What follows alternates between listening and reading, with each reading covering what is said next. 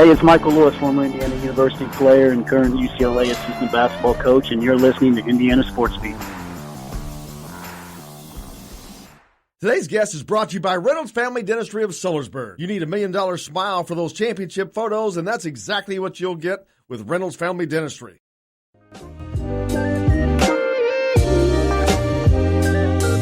Welcome back to Indiana Sports Beat with Coy O'Leary, coming to you from the Golf Club at Eagle Point Studios, powered by Rivals, joined now by the greatest of the great, Lilly King. How are you, ma'am? I'm good. How are you? I'm great. Thank you so much for taking time to join us. Not a problem. Just had Coach Ray Luz on with us earlier. He's trying to get by through this unique time. I know someone you're very familiar with. Oh, yeah, for sure. So how's things going for Lilly? I know that we're in this weird time, Lilly. What's going on with you? Because I know the training is kind of stopped and all that. What's the daily life for you like right now? Yeah, we kind of, the last week or so, we've kind of had more of a schedule, which has been nice just because, like the last month, everything's been in limbo so much. But yeah, I'm swimming 4 days a week now. We're able to swim at a private pool. So, me and a couple other teammates are going there and doing that 4 times a week. And then, still lifting and running a little bit and just, kind of taking it easy for the time being. So you're able to somewhat stay into it, which has got to be maddening for one thing, because I know your body, your mind, you plan yourself at a clock to get to that point, and then to have it postponed for a year. How hard is that mentally for you to have to reset that body mental clock? Honestly, it hasn't really been too bad. I think I handle stress in a weird way. Like it hasn't quite hit me yet. So we'll see if it hits me eventually. I don't know, but it wasn't like I was going to be done after 2020. So now it's just we have 3 years in between the next two Olympics, which is probably even better for me. So I'm all right with it right now. It's kind of weird, like not being in full training, because I think it's the first time pretty much in my whole life that I haven't been, training as hard as I can every moment of the day. But yeah, just kind of taking this break and taking it easy and just doing what we can. Is there a way that you can try to turn this into an advantage if possible of another year of training? I don't know if that's possible, but just trying to look at some positive way of looking at it. Yeah, definitely. I think, there's always something you could be doing better. And now we have an extra year to kind of work on those things. So, whether that be recovery or nutrition or how fast I'm going in workouts, I can really use this next year to make myself better, which is kind of what I'm rolling with right now. Being from Evansville, our listeners on the Ref 97.7 down there. So thank goodness you found a training facility. You won't have to be training in the Ohio River. Yeah, for sure. Yeah, it's been a while since I've swam in that river, but I've been there, and it's not one of the funnest places to swim. That's for sure. Yeah, don't really want to swim in the river, but it is what it is. No, absolutely not.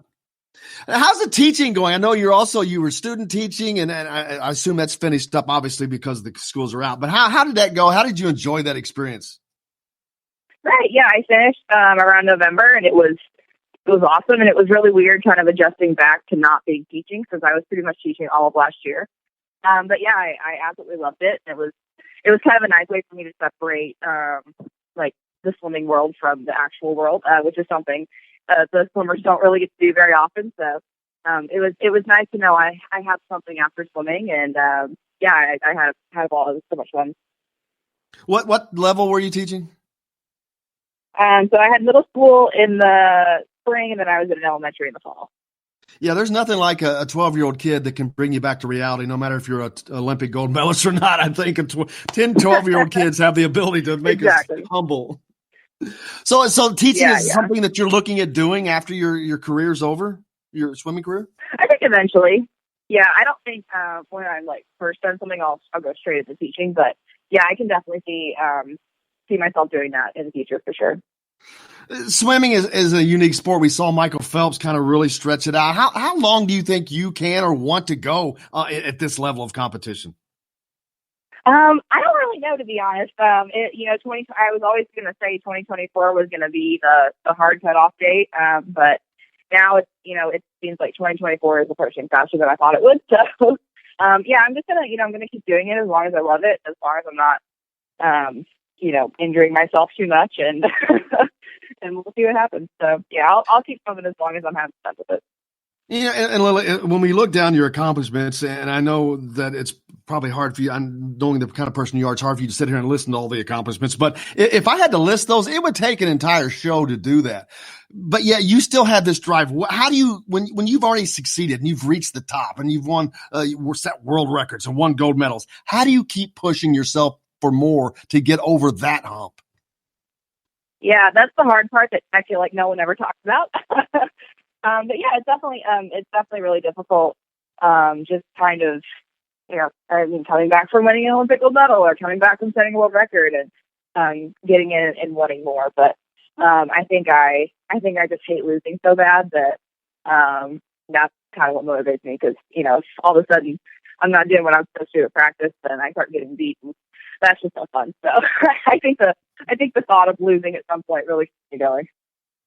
Yeah, and I've talked earlier about, because we're talking training of all levels, whether I'm talking about high school kids playing basketball or whatever, but Olympic level training, I know without even having doing it, it is the ultimate, it is the highest of the high. And to maintain that level through something like this, how difficult has that been for you? I know you said it hadn't been that tough, but I know you've got to stay at this certain level and to get through all this. Yeah, it's definitely been hard just trying to, because most of the pools are closed. Well, at least all the public pools are closed. So we've had to make arrangements otherwise. But yeah, just trying to find pool time and gym time and that kind of stuff has been really hard. But I think, we're starting to realize that any training that we're doing is more than most people. So I guess I was just keeping in my head that I'm still doing more somehow, even though we're not doing nearly as much as we used to. But we're still quite a ways out. So I'm not too worried yet. Yeah, and I've talked about the accomplishments earlier, and obviously the goal is always to win. But what are your goals for the next Olympics? What are some of the things that you want to talk about or you can talk about? Yeah, obviously, I would love to set another world record, or another 2 world records, or however many I can. And then,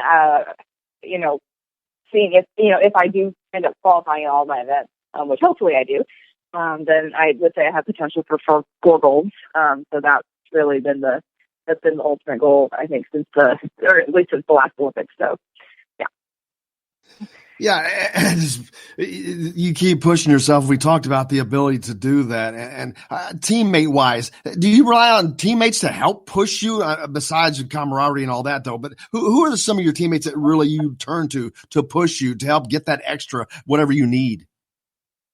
Yeah, we've got a really large professional training group here, and most of us are breaststrokers. So I've got a really, really good group, and my number one competitor in the nation, and honestly, one of the other in the world who can push me in the 200 breaststroke is my training partner. So it's really nice to kind of have. I don't want to say my enemy, but definitely the biggest threat is in my backyard. We're good friends, but yeah, it's nice to have that person there pushing you and training with you every day because you know exactly what's going to happen in the race. And what is that like to have your quote unquote one of your best friends be your biggest threat as competitive wise? I mean, I know that's better than it's probably better than someone you don't like, but it's got to be a challenge because you don't want to get beat by your teammate, obviously. Yeah, definitely. I mean, and it's one of those things we race every day in practice, and I'm used to beating her and she's used to beating me. So when we get to meet, it's not too big of an issue. Obviously, we still both want to win the race, but it's really nice to have that person, in training and in the race that you're comfortable racing and you're comfortable training with, and it's just a nice thing to have when you're in a race that so many things can be uncertain. And coming from Indiana, a school that obviously has a great legacy in this sport, but they had fallen off from being one of the greats. And then you were a big, big part of that resurgence. And they're back on both sides, men's and women's. Great success these last several years. And that success continued to come forward. How does it feel for you to know that you're a big part of revitalizing a really proud, important franchise? Yeah, I like to think that. I think that's mostly Ray's doing. But yeah, it's nice to be kind of back towards, getting back to the golden age of ice swimming. And, you see all the pictures on the wall at our pool of, all the Olympians that have been there before. And, it's pretty inspiring just to know you swam for the same program that they swam for. And, I'm really glad we're getting back to being the team that we once were. So it's really exciting. And just getting back to being an 18, 19, 20, 21-year-old kid, what does it mean to you? Because I know, and having talked to you before, I know that it's special, but having represented Indiana University, being from this state and representing them in the world, how special has that been for you? It's been awesome. I've always said I'm an Indiana girl through and through, and I love being from here, love being from Evansville, and now being part of the IU community and the Bloomington community. And it's really nice to just know that, like, I have represented my home state so well in my hometown, or both my hometowns now. I live in Bloomington. So, it's been pretty special.